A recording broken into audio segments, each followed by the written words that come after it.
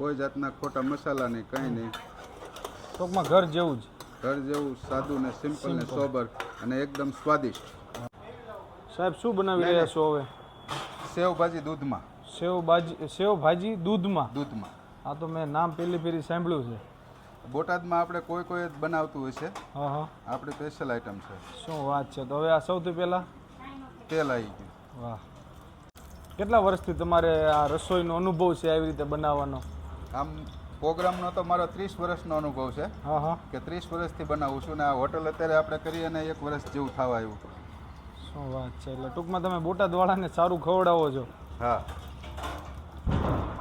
અને આ નવી એક આઈટમ છે હા, જે અહીંયા મિત્રોને બોટાદમાં રહેતા હોય ને ચોક્કસથી અહીંયા ટ્રાય મારવા હોય. હવે શું આવ્યું આપણે? વાહ,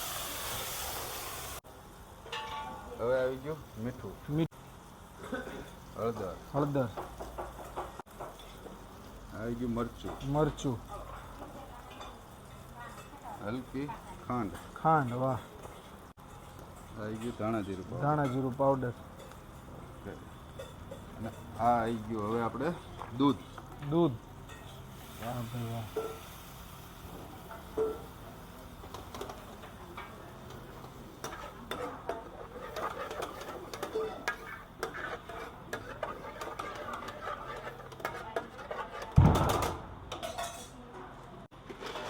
આ છે આપણે કળી સેવ.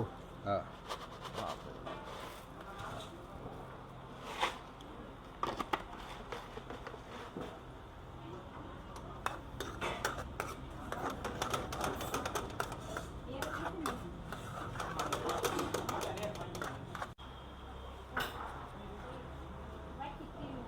ઉપરથી ધાણા.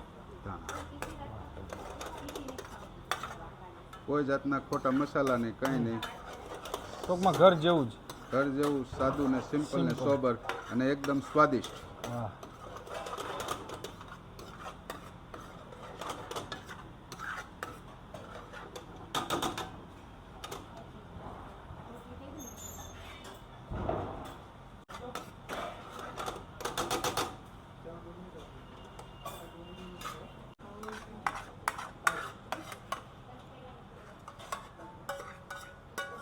દૂધ ને ભરેલ ડુંગળી, આખી ડુંગળી